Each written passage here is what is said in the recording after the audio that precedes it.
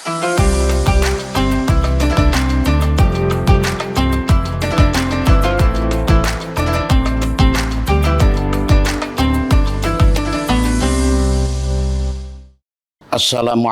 warahmatullahi wabarakatuh.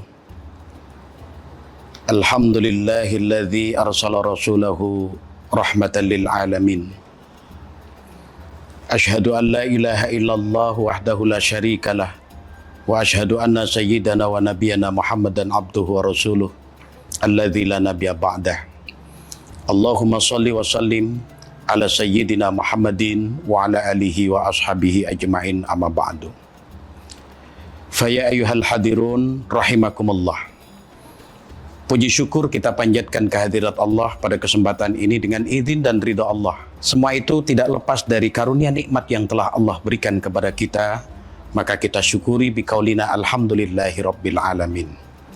Shalawat teriring salam senantiasa kita sanjung agungkan keharibaan baginda Rasulullah Nabi besar Muhammad sallallahu alaihi wasallam. Semoga kita diakui sebagai umatnya kelak di hari kiamat kita mendapatkan syafaatnya.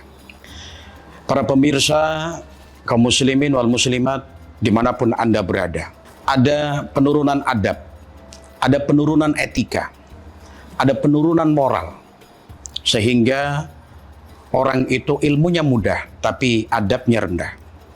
Orang itu ilmunya nyebar tapi adabnya pudar. Sehingga banyak orang pintar namun kehidupannya tidak benar. Maka tidak heran di akhir zaman ini banyak orang yang tidak tahu bagaimana berbakti kepada kedua orang tuanya. Berbakti kepada kedua orang tua adalah merupakan salah satu kunci juga untuk membuka keberkahan dari Allah Subhanahu wa taala. Sebagaimana di dalam surah Al-Isra ayat 23, hendaklah kalian berbuat baik kepada kedua orang tua kalian karena memang lelahnya, letihnya mereka semua itu didedikasikan kepada kita semua. Ada 4 air yang tidak akan mungkin bisa dibalas meskipun dengan dunia seisinya. 4 air itu yang tidak bisa dibalas meskipun dengan dunia seisinya adalah yang pertama, air ketuban seorang ibu ketika melahirkan putranya ataupun putrinya. Yang kedua adalah darah yang mengalir. Itu pun terjadi ketika seorang ibu melahirkan anaknya. Kemudian yang ketiga adalah air susu ibu yang tidak akan pernah bisa dibalas dengan apapun. Kemudian yang keempat adalah air keringatnya seorang ayah yang telah peras keringat banting tulang. Pagi, siang, malam bekerja untuk mencari nafkah, menghidupi keluarganya, menghidupi kita anak-anaknya. Bagaimana kita sebagai anak bisa menikmati makanan yang layak seperti yang dirasakan oleh anak-anak tetangga dan lain sebagainya. Bagaimana kita seorang anak bisa memakai pakaian yang baik, bisa memakai sepatu yang bagus, bisa memakai baju lebaran seperti layaknya anak-anak tetangga-tetangga kita. Di situ ada perasan keringat yang dimana itu pertanda lelah dan letihnya seorang ayah dalam mencari nafkah untuk memberikan kehidupan kepada keluarganya. Maka hormat kepada kedua orang tua ini adalah merupakan suatu kewajiban. Yang kedua setelahnya Allah memerintahkan kepada kita untuk menyembahnya dan tidak menyekutukannya. Jadi yang pertama yang Allah perintahkan itu adalah sembahlah Tuhanmu. Kemudian yang kedua adalah berbakti kepada kedua orang tua.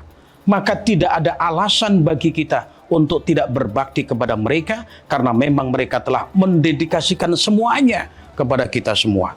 Sehingga di dalam sebuah hadis baginda Rasulullah SAW pernah bersabda, ridallah fi ridal walidain wa sukhtullah fi sukhtil walidain.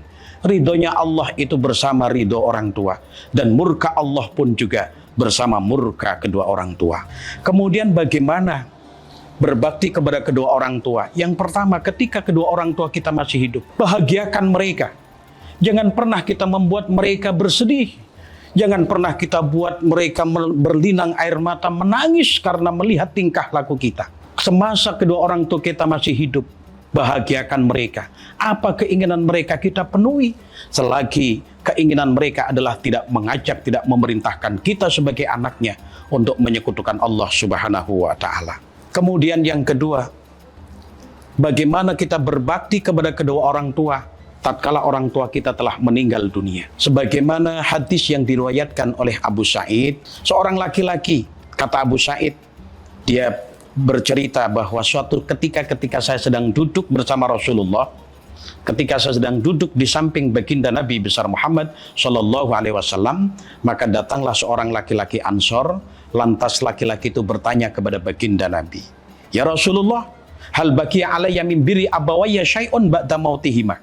Apakah saya masih punya kewajiban untuk berbuat baik, untuk berbakti kepada kedua orang tua saya ketika orang tua saya telah meninggal dunia? Kemudian baginda Nabi memberikan sebuah jawaban, qala na'am. Kata Rasulullah, iya. Betul, kamu masih punya kewajiban untuk berbakti kepada kedua orang tuamu meskipun kedua orang tuamu telah wafat. Meskipun kedua orang tuamu telah meninggal dunia. Ada 4 perkara paling tidak. 4 hal bagaimana kamu berbakti kepada kedua orang tuamu ketika orang tua kamu telah meninggal dunia. Yang pertama adalah as-sholatu alaihima, kamu doakan mereka. Kemudian yang kedua, wal istighfaru lahuma, kamu mintakan ampunan kepada Allah Subhanahu wa taala untuk kedua orang tuamu. Mungkin doanya adalah Allahumma firli dzunubi wali walidayya warhamhuma kama rabbayani shaghira. Ya Allah, ampunilah dosaku dan ampunilah dosa kedua orang tuaku, sayangilah mereka sebagaimana mereka menyayangi di masa kami masih kecil. Kemudian yang ketiga, kata Rasulullah, wa infadhu ahdihima wa ikramu sadiqihima, adalah kamu menunaikan janji-janji orang tuamu.